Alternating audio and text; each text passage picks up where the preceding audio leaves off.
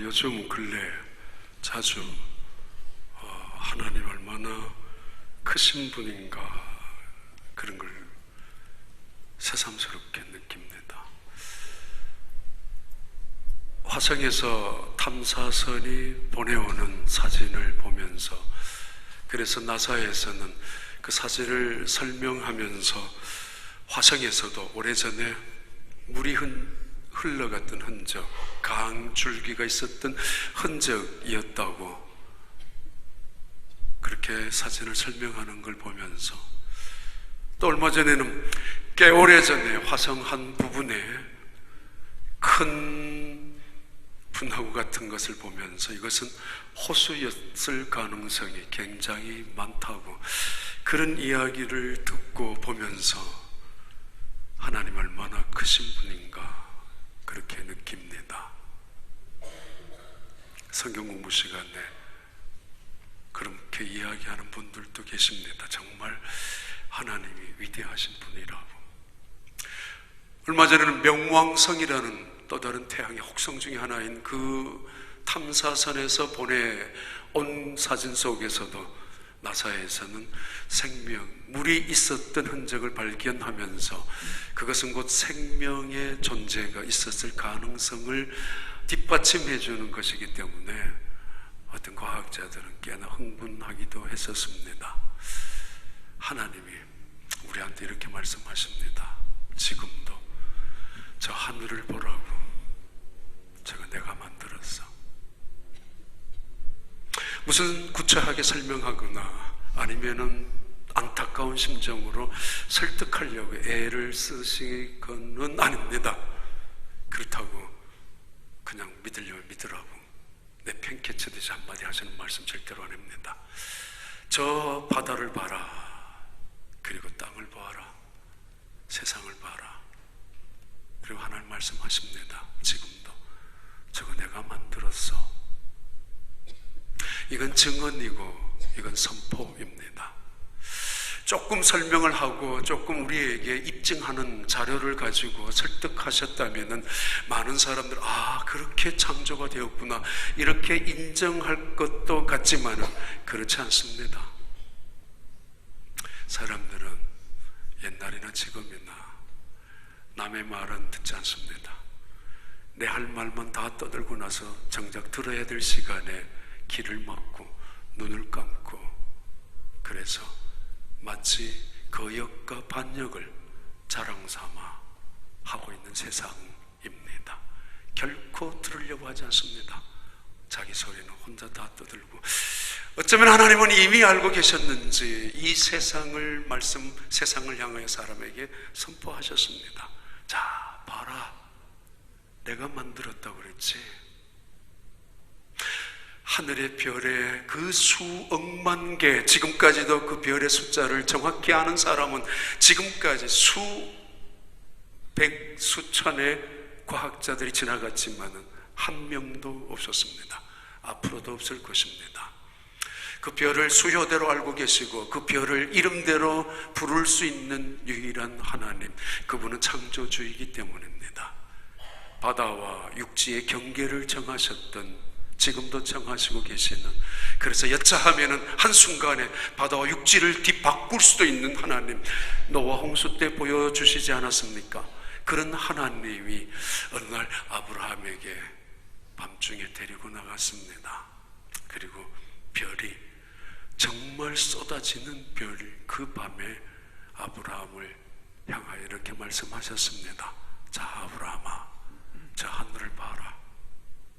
내가 만들었다고 했지? 예. 저 별을 봐라. 예. 저 별의 수요만큼 너의 자식이, 너의 자손이 번성하게 될 것이라고.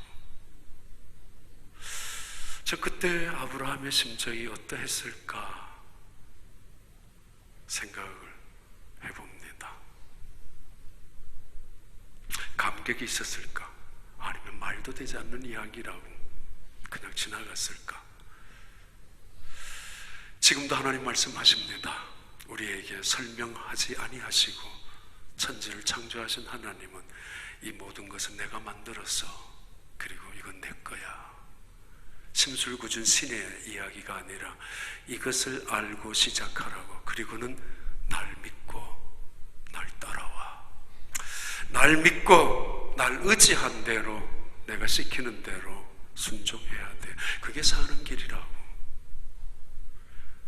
창세기 1장부터 사실은 그 이야기, 그 말씀을 이렇게 두껍게 하시고 계십니다. 벗어나면은 너희들 죽는다고. 그 말씀입니다. 2004년 9월 22일 오세아닉 호주 시드니를 출발했던 비행기가 LA에 도착하려고 하는 오세아닉 815호 비행기 항공기가 남태평양 상공을 날아가다가 공중 폭발하고 맙니다. 그때 원인 모를 폭발 때문에 대부분의 사람들은 죽었지만 48명이 생존하고 구사일생으로, 그 48명이 어느 무인도, 사실은 무인도, 같은 무인도인데 그 섬에 도착하면서 살아가게 되는 이야기, 바로 2004년 9월 22일부터 시작되었던 로스트라는 미국 ABC 방송국에서 방영되었던 드라마입니다. 꽤 많은 미국 사람들의, 시청자들의 관심과 흥미를 끌게 되면서 세계적으로도 방영하게 되었던 로스트라는 드라마, 2010년까지 약 9년에 걸쳐서 시즌 6까지 계속되었던 드라마. 한편으로는 과학적인 공상 스릴러가 있고, 또 하나는 서바이벌 생존 게임인 것처럼 그런 인간의 본능도 담겨져 있고, 또는 야외에서 예능을 하는 다양한 캐릭터들이 함께, 그런 복합적인 드라마입니다. 수요 예배 후에 가끔씩 집에 가면은 틀어보면은 그게 나올 때가 있었습니다만은, 그 줄거리 이야기를 꽤 여러 번 듣고 보고 한 적이 있습니다. 살아남은 48명, 전혀 만난 적이 한 번도 없는, 전혀 성격이 각각 다른, 정말 캐릭터가 분명히 확실하게 다른 사람들이 섬에 살아남았다는 이유 하나로 살아가야 되는, 그래서 모든 일들마다 사사건건 대립되고, 때로는 자그마한 이슈 하나 속에서도 자기들 나름대로 의견이, 살아온 환경이, 그리고 지식들이, 경험들이 다르기 때문에 충돌할 수밖에 없는 그런 일들을 계속 에피소드가 벌어지는 드라마입니다. 그러면서도 그들은 싸워가야 되는 또 다른 것이 있습니다. 이상한 기운이, 마치 신비한, 마치 이상한 주술 같은 기운이 감돌고 있는 그 섬의 분위기 탓에, 그래서 가끔은 자기들 중에서 한 명이 죽고 또 다른 사람이 죽어가는 그 현장의 두려움까지, 공포를 느끼는, 그러면서 그 이상한 기운과 함께 대처해야 되는 그 사람들의 이야기가 그 드라마가 로스트라는 작품이었습니다. 전 그 로스트라는 그 이름을 왜 적고 나왔을까? 오래전에 한번 물은 적이 있습니다. 여러분들에게도. 지금 가족을 잃어버렸습니다. 직장도 잃어버렸습니다. 그리고 생존, 삶의 근거, 터전도 다 잃어버린 채로 어느 전혀 이름 모를 섬에 도달해서 구사일생으로 살아남은 그 사람들이 잃어버린 건, 가장 크게 잃어버린 것이 무엇일까? 정작 요즘 같으면은 워낙 스마트폰이, 내비게이션이 발달되어 있는 그때니까, 지금이니까 어쩌면은 조금은 찾을는지 모르겠지만은, 그런데 저는 그분들이 가장 고민하고 있는 것은, 공통점은 살아야 되겠다는 거, 그리고 살아서 나가야 되겠다는 거 있지만은, 그들의 고민은 지금 그들이 있는 곳이 어떤 곳이냐는 것입니다. 호주에서 얼마나 떨어졌는지, 하와이에서 얼마나 멀리 있는지, 일본 해협에서 얼마나 더 가까이 갈 수 있는 것인지 도무지 모르는, 자기들이 있는 위치가 그리고 앞으로 어떻게 가야 될지도 상상조차 할 수 없는 그런 잃어버린 지점에 있다는 사실입니다. 하나님을 믿으면서도 잃어버린 사람들, 그런데 정작 잃어버린지 모르고 살아가는 사람들, 뭐 하나 잃어버리면은 온 세상 다 잃어버린 것처럼 쩔쩔매고, 열쇠 하나 잃어버리면은, 또는 소중한 보석 하나 잃어버리면은, 또는 몇 달 동안 밤낮도 잃어버리는 사람도 있겠지만은, 산헤드린 공회에 모여있는 그 사람들이 정작 잃어버리고 있는 것이 있습니다. 그들이 하나님 앞에 어떤 자리에 있는지, 하나님의 말씀을 가르치고 예루살렘 성전에서 하나님 앞에 예배를 드리고 제사를 드리고 정작 그런 그들이지만은, 그런데 그들은 가장 소중한 것을 잃어버리고 있습니다. 정반대로 가장 소중한 것을 붙잡고 있는 한 사람, 그래서 그 대조적인 모습이 오늘 본문에 나오는 또 하나의 계속되는 6장의 끝과 연결되는 말씀입니다. 그 앉아있는 스데반의 얼굴을 모든 사람들이 함께 보았습니다. 당연히 관심 있죠. 얼마나 안타깝고 답답하고 초조하고, 그리고 얼마나 분노하고, 그리고 억울한 그의 심정을 누구도 잘 알고 있을 텐데, 그 피해자의 입장에서, 아니지, 피의자의 입장에 서 있는 그 사람을 누구나 한 번쯤 흘겨볼 것입니다. 어떤 태도로 있는지. 근데 그때 그분의 얼굴이 자기들에게 얼굴과는 달랐습니다. 요즘 하나님 자주 말씀하십니다. 야, 너 얼굴 신경 좀 쓰라고, 얼굴 관리 좀 하라고. 너 걱정하는 거 얼굴에 보여. 너 근심하는 거 얼굴에 드러나. 얼굴 좀 펴고 살아봐. 그런다고 뭘 염려하지 말라고. 얼굴 좀 관리 좀 하라고. 너 왜 그러니 얼굴이? 인생을 30년, 40년, 50년 살아오면서도 여전히 교만이, 거만이, 건방진 것이 도덕도덕 묻어 있는데 나 아직도 인생을 모르고 살아가고 있어. 너 왜 얼굴이 그 모양이니? 온갖 욕망에, 욕심에 찌들어져 있는 얼굴처럼, 돈에 미쳐있는 얼굴처럼. 그 얼굴 나 정말 보기 싫어. 그것 좀 바꿀 수 없겠니? 너 얼굴에 미워하는 게, 증오하는 게 써여 있어. 남들도 다 그거 보고 읽고 있을 거야. 그거 지워. 스데반의 얼굴을 다른 사람들이 봤을 때 천사의 얼굴 같다고. 오늘 그 얼굴이 그대로 7장에 넘어오고 있습니다. 7장 1절에 대제사장은 천사의 얼굴을 하고 앉아있는 스데반을 향하여 이렇게 질문하면서 산헤드린 공회가 시작이 됩니다. 대제사장이 이르되 이것이 사실이냐? 6장에 있었던 이야기가 사실이냐고. 아니, 무슨 이야기입니까?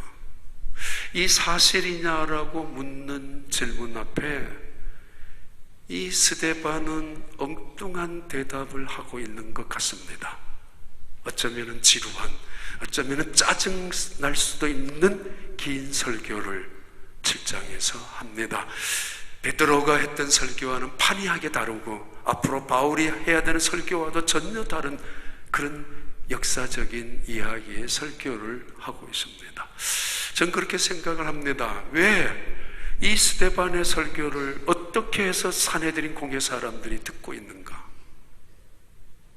분명히 이것이 사실이냐라고 했을 때 yes or no라는 대답만 해야만 합니다. 세상은 언제나 그렇지 않습니까? 자기 이야기만 실컷 떠들어 놓고 남이 변명하거나 다른 사람이 자기 자신을 변호하기라도 하면 시끄럽다고. 맞느냐고 틀렸느냐고, yes, no만 대답하라고. 왜 그런 말을 못하고 있을까? 무엇 때문에? 어떤 위험이나 두려움이 있었기 때문에 심지어 그들은 귀를 막고 눈을 감고 있지만은 그래도 이 스데반이 하는 설교를 멈추게 할 수가 없었습니다. 당장 예와 노라는 대답으로만 하라고 얼마든지 그렇게 할 수 있었던 순간인데도 그냥 어쩔 수 없이 내버려 두고 있습니다. 무엇 때문일까? 아니, 두 번째 또 다른 생각은 지금 이런 상황 속에서 스데반은 굉장히 위험한 상황인 걸 자기도 뻔히 압니다. 나는 그런 말을 한 적이 없다고 단호히 자기를 변호해야 합니다.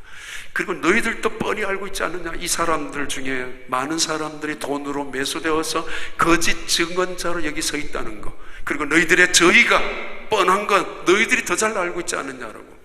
내가 죄 없다는 걸 알면서 나를 죽이려고 하는 그런 적이, 악의를 품고 있는 거 너희들이 더 잘 알고 있지 않느냐고. 근데 전혀 자기를 변명하거나 말하지 않고 있습니다. 그리고는 왜 그랬을까? 그런 말을 하지 않고, 그리고 스데반의 설교는 7장을 읽으면 읽을수록 모호합니다. 도대체 스데반이 무슨 설교를 하려고 하고 있지? 목적이 무엇인가 참 애매합니다. 아니, 도대체 이 스데반은 어떤 의도를 가지고 이 설교를 하고 있는가? 그래서 이 설교를 들은 산헤드린 공회 사람들은 결국 분노하고 이를 갈고 스데반을 죽였단 말인가? 왜? 이 스데반은 지금 아브라함 이야기를 하고 요셉 이야기를 하고 모세의 율법을 이야기하고, 스데반은 그리고 성전, 그래서 다윗과 솔로몬을 이야기하고 있는데 왜 이 사람들은, 산헤드린 공회에 모여있는 수많은 그 사람들은 분노했을까? 이를 갈고 그래서 죽였단 말인가? 무엇 때문에?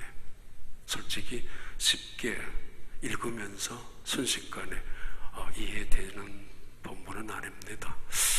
그래서 후회를 몇 번 했었는데 본문을 그냥 지나갈 걸 괜히 본문을 잡았다고. 그런데 계속 이 본문 속에 씨름하고 또 본문 속에 계속 눈을 보면서 결국 느끼는 거 어렴풋이 남아 있습니다. 그래서는 안 되는 사람들이, 스데반을 앞에 놓고 논쟁했었던 사람들, 그들이 어디에서 모였다고요?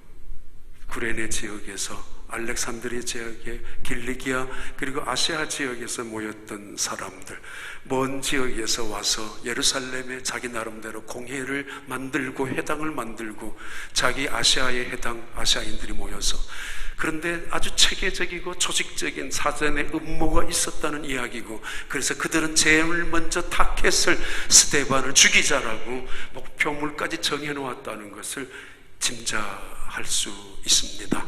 그들의 논쟁이 판정패를 당하자 말자 그들은 이 스데반을 고소하면서 데리고 왔습니다. 이때 스데반의 얼굴이 천사의 얼굴이었다고, 논쟁 속에서, 그리고 분노와 억울함 속에서 이 스데반의 얼굴이 천사 같았다고. 그냥 밝은 어린 나이에 해맑은 미소만은 아니었을 거라고. 어떻게 그런 얼굴을 할 수 있었는가? 도대체 무엇 때문에? 지난주 말씀드렸습니다. 그리고 이 스데반은 바로 대제사장이 묻고 있습니다. 7장 1절에 다시 한번 말씀을 드립니다. 이들이 말하고 있는 말이 사실이냐고. 6장 9절입니다. 그 사실이 어떤 사실인가 하면은 이른바 자유민들, 구레네, 알렉산드리아, 갈릴리아, 아시아에서 온 사람들이 해당해서 어떤 자들이 일어나 스데반과 더불어 논쟁할 때 무엇을 논쟁했는가 하면은 13절 14절 거짓 증인들을 세우니 이르되 이 사람이 이 거룩한 곳과 율법을 거슬러 말하기를 맞이하지 아니하는도다. 14절에 그의 말에 이 나사렛 예수가 이것을 헐고 또 모세가 우리에게 전하여 준 규례를 고치겠다 함을 우리가 들었다 하거늘. 대제사장이, 재판정을 이끌고 있는 산헤드린 공회의 최고 의장이 이렇게 묻습니다. 너가 하나님의 성전을 훼손할 수 있다고 말했느냐? 하나님의 성전이 무너져도 괜찮다고 말했느냐? 모세의 율법을 고칠 수 있다고, 아니 고쳐야 된다라고, 그건 잘못된 것이라고 말한 적이 있느냐? 그리고 그 말은 이미 예수님께서 하신 말씀인데 너가 그 말씀이 정당하다고 타당하다고 그 말씀을 다시 백성들을 향하여 선동한 적이 있단 말이냐? 이게 사실이냐? 라고 묻고 있습니다. 이 말씀 앞에 사실은 굉장히 중요한 대답을 해야 합니다. 그들에게는 성전, 이것은 하나님의 거주, 하나님의 임재가 있는 장소이기 때문입니다. 성전을 모독했다는 이야기는 하나님을 모독했다는 이야기와 동일한 것이고, 그리고 모세의 율법을 폄하시킨 말을 떠들었다는 이야기는 그들이 가장 자랑스럽게 여기는 모세를 우습게 여겼다는 것과 동일하기 때문입니다. 이게 사실이냐고 이렇게 묻고 있습니다. 이 물음 앞에 다시 한번 생각해야 합니다. 과연 그들은 하나님을 정말 제대로 믿고 있는 사람인가? 대제사장, 서기관, 바리새인들은 하나님을 잃어버리고 있는 정작 그 사람들은 그들이 아닌가? 성전의 의미도 모르고 율법의 의미도 모른 채로 율법을 들고 나오고 성전을 들고 나오는 그들 앞에 홀로 외롭게 서 있는 이스데반 한번 봐요. 이스데반이 지금 그들 앞에 설교를 시작합니다.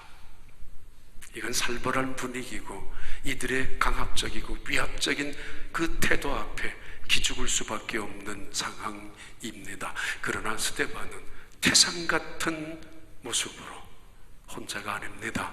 성령님이 함께 하십니다. 혼자가 아닙니다. 하나님이 계십니다. 예수님이 위에서 보시고 응원하시고 계심을 그는 알고 보고 있지 않습니까? 그러기에 결코 비굴하거나 연약하지 않습니다. 태산 같습니다. 아니 그는 마치 커다란 바위처럼 흔들리지 아니하고 결코 요동하지 아니하는 태도로 의연하게 그리고 당당하게 태연하게 설교를 시작합니다. 이런 질문 앞에서 일축하면서 지나갈 수 있습니다. 무반응으로 웃기는 이야기 하지 말라고, 내가 어떤 말을 하더라도 당신들이 듣겠느냐고, 내가 사실을 이야기하더라도 당신들이 내 말에 귀를 기울이겠느냐라고. 그래서 묵비권을 행사할 수 있습니다. 어느 나라든지 민주주의 법을 가지고 있는 그런 나라라면은 당연히 누구나 조사받을 때 묵비권을 행사할 수 있습니다. 아무튼 이런 지하에 거절하고 그들의 질문을 아예 무시해버리고 지나갈 수 있었을 것인데 그는 일어서서 설교를 합니다. 아니 그가 하는 설교는 얼마 전에, 그리고 바로 자기가 바로 얼마 전까지도 했었던 복음을 설교할 수 있었을 것입니다. 얼마나 주어진 기회가 아닙니까? 좋은 기회, 절호의 기회입니다. 너희들이 나무에 달아 죽인 예수 그리스도를 하나님께서 다시 살리셨다. 예수 그리스도는 사흘 만에 부활하셨다. 우리가 목격자라고, 우리가 보고 우리가 들었다라고, 우리가 그의 이름, 그의 약속을 믿고 기도한 결과 성령을 충만히 받았다고. 사도행전에 그 성령의 급하고 강한 바람 같은 불의 혀 같은 성령의 역사를 통하여 예루살렘 온 성이 소동이 이루어진 사건을 너희들이 기억하지 않느냐라고. 그래서 그때 사도들의 방언을 통하여 3,000명이나 회개하고 예수님을 믿게 된 복음의 역사, 예수 생명의 역사 말이에요.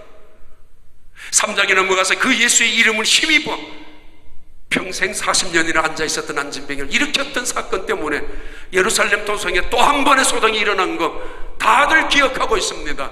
그들에게 다시 한번 이야기할 수 있습니다. 바로 예수 그리스도의 생명이 아니면은, 하나님이 살아계시지 아니하면은, 예수가 다시 사신 분이 아니라면 어떻게 이런 일이 있을 수 있느냐라고.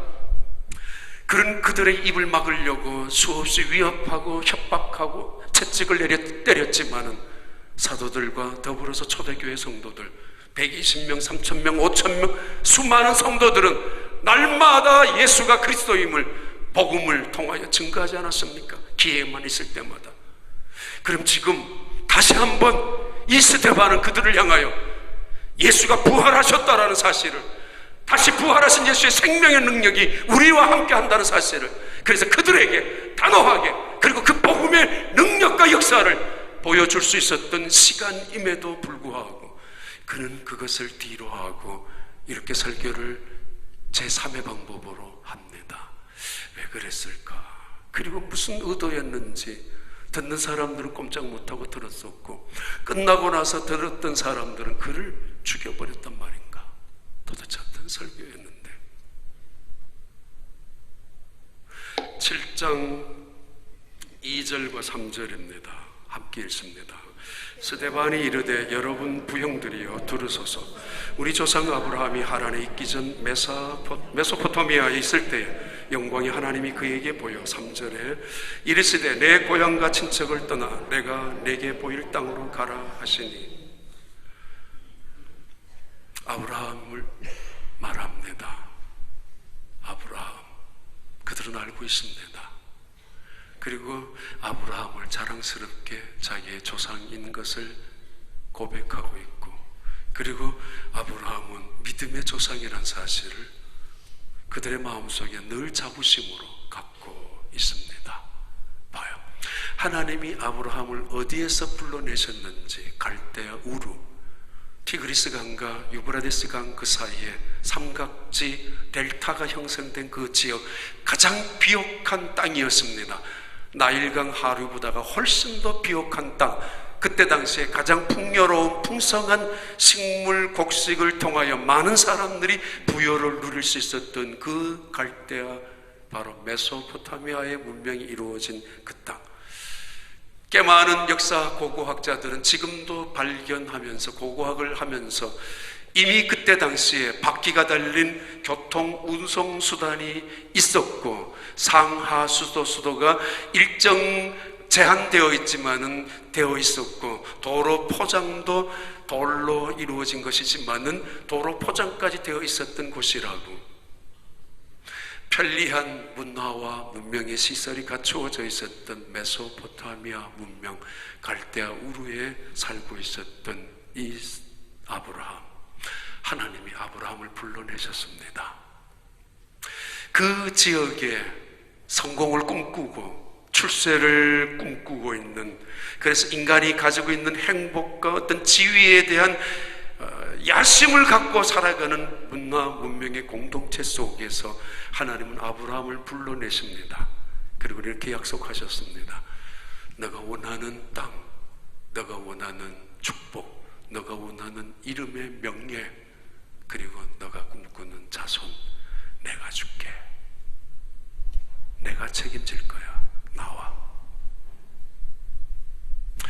그 메소포타미아 문명 속에 바벨 포트레스라고 부르는 바벨 공동체 안에 인간의 노력에 의해서 자신들의 행복을 쟁취하고 인간의 꾀력에 의해서 자신들의 안전을 추구하고 보장받을 수 있다고 생각하는 사람들이 모여있는, 그래서 하나님을 배제하고 쓸데없는 세상의 헛된 우상들을 붙잡고 살아가는 그 바벨 공동체 속에서 하나님은 아브라함을 불러내셨습니다. 그리고 말씀하셨습니다. 내가 너에게 보여줄 땅으로 너는 가라고.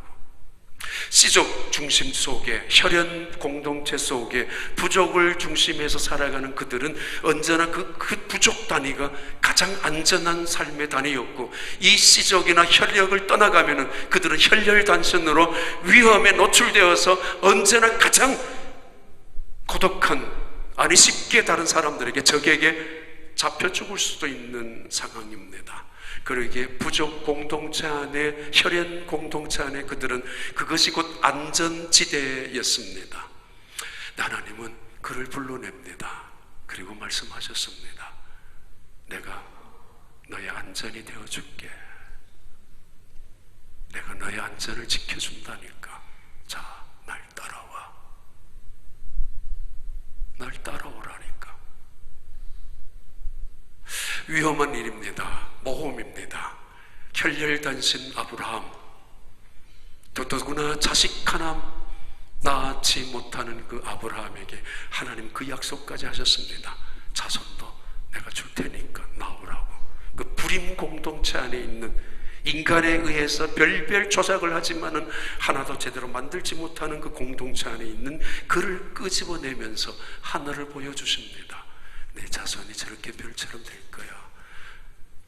그때 아브라함은 하나님의 입만 쳐다보고 하나님의 손가락, 가르치는 그 손가락만 집착하며 따라갑니다.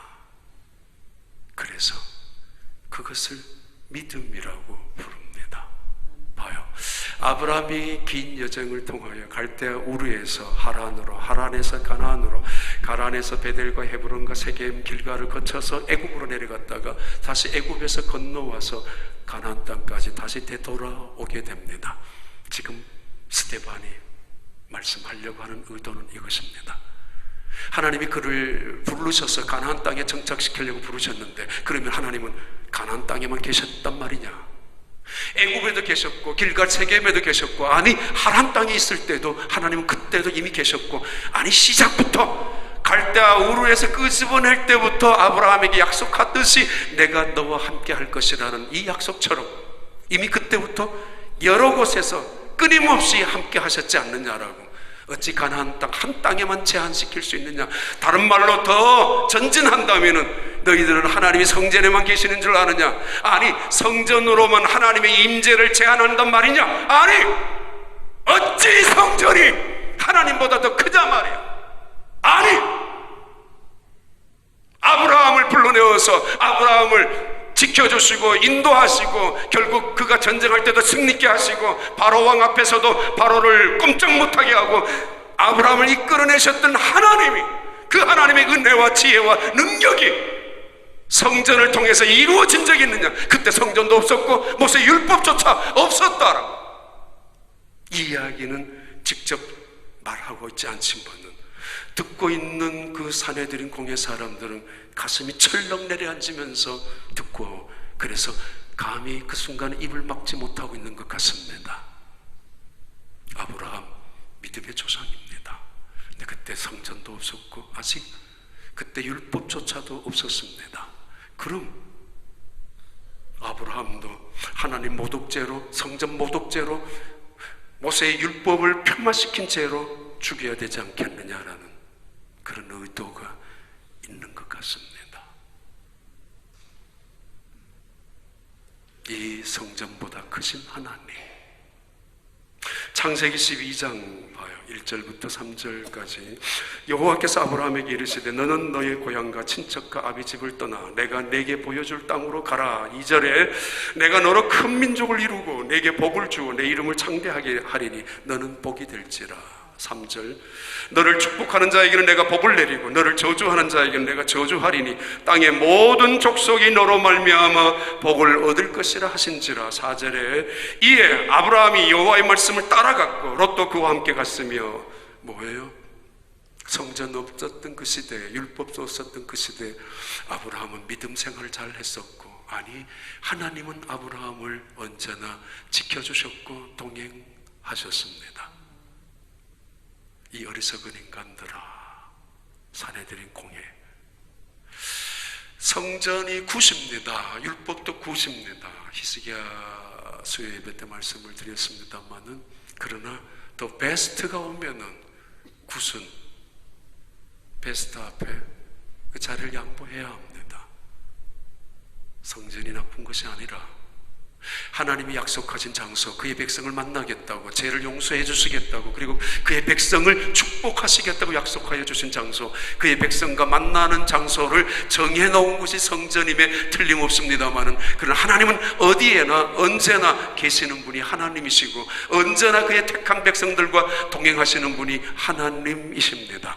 이들은, 사내들인 공회에 모여있는 이들은 정작 성전에서 제사를 드리고 정작 성전에서 율법을 가르치고 있는 이들은 하나님의 이름으로 하나님을 모독했다라고 스데반을 잡아놓고 죽이려고 하고 있는 이들은 정작 그들이 하나님을 잃어버리고 있다라는 이야기입니다. 율법을 들먹거리면서 그 율법을 주신 하나님의 의도가, 율법을 주신 하나님의 마음이 어떤 것인지, 무엇을 원하는지 생각적 해본 적조차 없이 율법을 들고 자랑하고 있는 이들.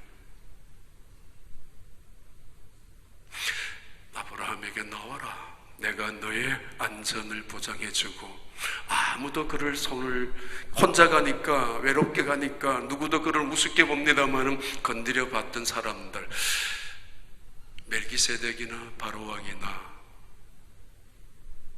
손을 대고 맙니다. 왜? 하나님이 그를 보호하고 있기 때문에. 그리고는 아브라함의 이야기가 끝나자 스데반은 요셉의 이야기를 합니다. 사도행전 7장 9절과 10절의 말씀입니다. 아브라함이 갈대의 사람의 땅을 떠나 하란에 거하다가 그의 아버지가 죽으며 하나님이 그를 거기서 7장 9절 자, 한번 읽겠습니다. 여러 조상이 요셉을 시기하여 애굽에 팔았더니 하나님이 그와 함께 계셔. 그리고 10절에 그 모든 환난에서 건져내서 애굽 왕 바로 앞에서 은총과 지혜를 주시며 바로가 그를 애굽과 자기 온 집의 통치자로 세웠느니라. 참 이상하죠. 그냥 있든지 아니면 예, 노라고 대답하든지 아니면은 아니라고 맞다라고 하든지 아니면 복음을 이야기해야 되는데, 스데반은 계속해서 설교합니다. 그리고 요셉을 말합니다. 우리의 조상들의 시기로 부끄러움과 수치스러운 이야기입니다. 바로 요셉의 형들에 의해서 시기를 받아 팔렸던 요셉의 이야기를 지금 제사장들 앞에서 스데반은 다시 설교를 이어가고 있습니다. 우리 조상들의 시기로 팔렸던 요셉을 기억하지 않느냐고. 그는 팔려서 노예가 되어 그래서 성실하게 살아서 청지기의 자리에 올라갔는데 느닷없이 그 장군의 부인의 아주 간악함 때문에 결국은 죄수가 되었고, 죄수로서 몇 년이나 살았던, 결국은 그 긴 13년 동안 있었던 요셉. 그런데 하나님은 그에게 은총과 총명을 주셔서 총리가 되게 하셨다고. 도대체 이 이야기를 왜 하고 있는가? 역사적인 이야기를. 아브라함의 하나님, 이삭의 하나님, 야곱의 하나님, 그들은 언제나 이 하나님을 고백하고 간증합니다. 두 가지 이유가 있기 때문입니다. 아브라함의 하나님, 이삭의 하나님, 야곱의 하나님, 그것은 바로 하나님은 살아계시는 분이라는 뜻을 고백할 때 그 말입니다. 또 하나의 의미는 아브라함의 하나님, 이삭의 하나님, 야곱의 하나님이라는 고백 속에는 하나님은 신실하게 언약을 지켜나가시는 사랑의 하나님이라는 뜻을 간직하고 있을 때 그들은 언제나 아브라함의 하나님, 이삭의 하나님, 야곱의 하나님, 오늘 또 나에게 약속을 지키시는 하나님, 사랑의 하나님, 그렇게 고백하는 것입니다. 근데 아브라함을 말씀하고 이삭과 야곱을 스킵하고 요셉을 말합니다. 봐라, 요셉이 시기를 당해서 팔렸고, 팔린 요셉은 고생하다가 결국은 총리가 되었다. 그 땅에 흉년이 들었을 때, 그래서 자기의 요셉의 가족들을, 가나안 땅에 있었던 가족들을 75명이나 데려온 거 아니냐. 우리의 조상들이 애굽 땅에서 75명이 갔다가 430년 이후에 200만 명으로, 자, 기억하고 있지 않느냐. 자, 이 이야기 속에서 스데반은 말합니다. 누가 했느냐고. 누가 했느냐, 이 일을. 한번 봐봐요. 창세기 45장에 나오는 7절부터 9절까지의 말씀입니다. 창세기 45장 7절부터 9절. 하나님이 큰 구원으로 당신들의 생명을 보존하고 당신들의 후손을 세상에 두시려고 나를 당신들보다 먼저 보내셨나니. 8절에 그런즉 나를 이리로 보낸 이는 당신들이 아니요 하나님이시라. 하나님이 나를 바로에게 아버지로 삼으시고 그 온 집의 주로 삼으시며 애굽 온 땅의 통치자로 삼으셨나이다. 9절에 당신들은 속히 아버지께로 올라가서 아뢰기를 아버지의 아들 요셉의 말에 하나님이 나를 애굽 전국에 주로 세우셨으니 지체 말고 내게로 내려오사. 무슨 이야기입니까? 형들이 요셉을 팔았습니다. 팔아서 요셉은 노예로 끌려왔습니다. 그런데 스데반이나 요셉은 똑같이 해석합니다. 형들이 자기를 팔은 것이 아니고 not sold, 내가 팔려온 것이 아니고 but sent, 하나님이 보내서 왔다고. 팔려서 오면은 노예입니다. 끌려서 오면 포로와 인질입니다. 그들이 무슨 기쁨이, 그들이 무슨 행복이 있겠습니까? 언제나 원망과 불평일 것이고, 그리고 조금만 자라면 교만일 것인데, 보내진 사람, 포로로 끌려온 건 틀림없어요. 누가 보더라도 노예였습니다. 그러나 요셉은 내가 노예로 끌려오고 팔려온 사람이 아니고 상품이 아니라 포로도 아니라 하나님이 보내주신 대사로, 사도라고. 죽지 못해서 이런 사람과 만났고, 죽지 못해서 이런 일을 하고, 마지못해 끌려와서 사는 것처럼 자기의 선택에 의해서 해놓고도, 그리고 심지어는 갈 곳이 없어서 이제는 뭐 그러면서, 그래서 끝까지 불평하고 원망할 수도 있지만은 하나님이 보내주셔서 여기에 와 있다고 믿는 사람들은 그 자리가 선교지고 그 일이 사역, 선교 사역입니다.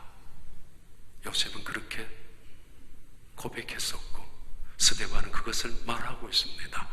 형들이 파는 것이 아니라 하나님이 보내주셨다고. 대사와 포로는 다른 법입니다. 특사와 노예는 전혀 하늘과 땅의 차이입니다. 노예로 살 것이냐 특사로 살 것인가, 우리 교회에 와서도 휴스턴에 와서도 그것은 여러분의 몫입니다.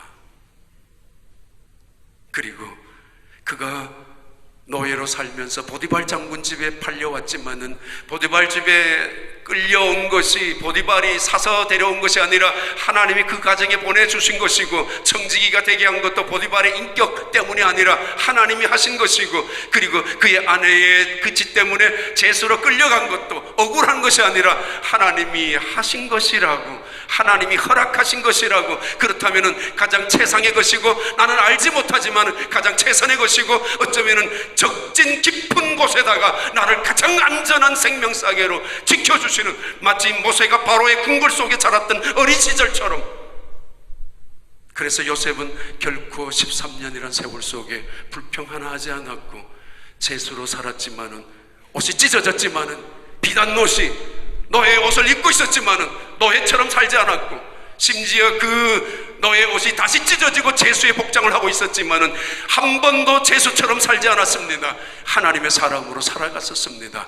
그런데 이 요셉을 하나님은 바로 앞에 세우셔서 은총과 지혜를 주셔서 결국 이 온 세상의 총리가 되게 하셨습니다. 그것이 바로 왕이냐고요? 아니라 하나님이 하셨다고. 하나님이 그를 그렇게 지켜주셨고 인도해 주셨다라고. 부모님들이 늘 두 가지입니다. 저놈의 자식들 내가 어떻게 키웠는데, 저놈의 자식들 내가 어떻게 저들만 위해서 키워놓았는데, 내가 키웠는데, 저렇게 키웠는데 이제 와서 나를 이렇게 대접해? 어떤 부모님은 정말 훌륭하게 잘 키웠어요 부모님이 자식들을. 아니에요, 저들이 다 컸어요. 저들이 다 알아서 큰걸요. 뭐 내가 한 거 없습니다. 어떤 사람은 아니요, 하나님이 키워주셨어요. 하나님이 키워주셨어요. 다 율법을 지키고 있는 사내들인 공회 내가 지켰습니다. 613가지나 내가 지켰습니다. 내가 의롭습니다. 내가 잘났습니다. 양보할 수 없습니다. 그래서 그것이 의가 되고 공로가 됩니다. 다른 사람을 향하여, 그렇지 못하게 살아가는 사람을 향하여 비난하고 정죄하고 속단합니다. 엉터리라고. 나만 내가 했기 때문에, 내가 공로를 쌓았고, 내가 의를 행했고, 내가 성전을 지었고, 내가 율법을 지키고 있는 사람들이기 때문에. 그런데 요셉은 한마디라도, 그리고 스데반도 한마디라도 그렇게 말한 적이 없습니다. 여기 에브라임이 있고 므낫세가 있습니다. 내가 지난 13년 동안 노예로 살고 제수로 살았지만은 하나님이 나를 형통케 해주셨습니다. 그리고 그 모든 흔적을 다 잊어버리게 했습니다. 내 두 아들의 이름이 그렇지 않습니까? 이 모든 거 하나님이 하신 일입니다. 하나님이 하신 걸요. 웬걸요? 하늘을 쳐다보며 땅을 바라볼 때마다 하나님이 함께 하시는 거, 천지를 창조하신 하나님인데 하나님이 하셨다고 그들을 향하여 말합니다. 애굽 땅에 살고 야곱 가족들이 다 돌아왔던 그것도 하나님이 하신 것이라고, 옮겨오신 것이라고. 그리고 마지막에 나오는 말씀이 사도행전 7장 15절 말씀입니다. 15절부터 16절까지 우리 함께 읽습니다. 16절까지. 야곱이 애국으로 내려가 자기와 우리 조상들이 거기서 죽고, 16절, 세겜으로 옮겨져 아브라함이 세겜의 하몰의 자손에게서 은으로 값주고 산무덤에 장사되니라. 아브라함도 장사된 막벨라 굴, 야곱이 장사된 하몰의 세겜의 무덤. 하나님이 이 막벨라, 아브라함이 돈 주고 산 땅이 막벨라 굴이라면은 야곱이 하몰의 아들들에게 산 무덤이 이 세겜 골짜기에 있는 무덤입니다. 따져볼까요? 하나님이 그들을 불러내어서 내가 자손을 하늘의 별처럼 너희들의 땅을, 이 동서남북을 너희에게 줄 것이라고 했지만은 아브라함도 이삭도 야곱도 죽을 때 땅 하나 없었습니다. 정작 무덤만 있었습니다. 그들은 죽었습니다. 무덤밖에는 없이. 이게 인생 아니에요. 그러나 그렇게 끝나지 않습니다. 히브리서 11장에는 이들을 이렇게 증언하고 있습니다. 히브리서 11장에 함께 읽습니다. 이 사람들은 다 믿음을 따라 죽었으며 약속을 받지 못하였으되 그것들을 멀리서 보고 환영하며 또 땅에서는 외국인과 나그네임을 증언하였으니, 14절, 그들이 이같이 말하는 것은 자기들이 본향 잡는, 언제 그랬죠? 우리 장로님 기도하실 때도 말씀하셨지만은 교회 자랑, 건물 자랑, 시설 자랑하는 건 제일 마지막이라고. 할 게 없을 때 교회 건물 시설 자랑하는 것이라고. 왜냐하면 건물은 하나님보다가 더 큰 거는 절대 아니거든요. 다 없어지는 것이거든요. 영광의 하나님이 아브라함을 부르시고, 영광의 하나님이 요셉을 부르셔서 요셉에게 결국 총리가 되게 하셨는데, 아브라함도 죽고 야곱도 죽고 이삭도 죽고 요셉도 죽고 막벨라 굴에, 그리고 세겜 땅에 있는 무덤에 다 묻힌 거 아니냐. 야곱도 해골을 가지고 요셉도 해골을 가지고 가나안 땅에 돌아왔다라는 이야기를 언급하면서 너희들도 죽는다, 정신 차려라, 죽는다. 그러나 봐요, 하나님의 약속을 그들이 살았을 때 아들 이삭 하나 만났지만은, 그러나 그는 죽는 그 순간까지도 결코 하나님을 의심해 본 적이 없이 살았던 아브라함. 요셉, 그 가는 길목마다 힘들고 어려운 순간 없지 않았고, 그래서 그때마다 자기의 인내로, 자기의 성실로, 자기의 지혜로 노력하고 최상의 삶을 살았지만은 그 순간 언제 한번 내가 했다라고 떠들어 본 적이 없었던 요셉.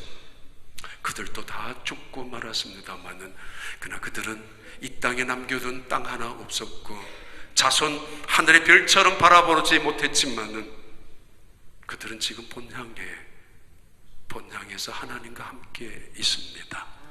그래서 천국을 아브라함의 품이라고 하지 않습니까?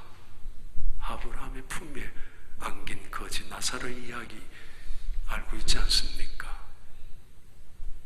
이 땅에 무덤을 남기고 가야 될 사람들, 천국이 본향으로 살아가는 사람은 본향으로 갈 것이고, 그렇지 못한 사람들, 바로 하나님을 잃어버린 사내들인 공의 혈기로 길이길이 뛰고 있는 그래서 스데반을 향하여 너가 이런 말을 했는 게 사실이냐 말이냐, 하나님을 모독한 것이다, 모세를 없인 여긴 것이다, 율법을 파괴한 것이다, 성전을 짓밟은 것이다 라고 윽박지르고 있지만, 정작 그들의 마음속에, 어느 한 속에 하나님이 없어진 채로 하나님의 은혜, 하나님의 그 축복을 누려보지도 못한 채, 하나님이 인도하시는 대로 따라가 본 적이 없는, 하나님이 지켜주시는 말씀대로 순종해 본 적이 없는, 이 모든 것 하나님이 하셨다라고 감격해 본 적조차 없이 살아가는, 그래서 그들의 의만 잔뜩 남아있고, 그래서 그들의 정죄만이 세상을 향하여 남아있는 그들을 향하여 분명히 증언합니다.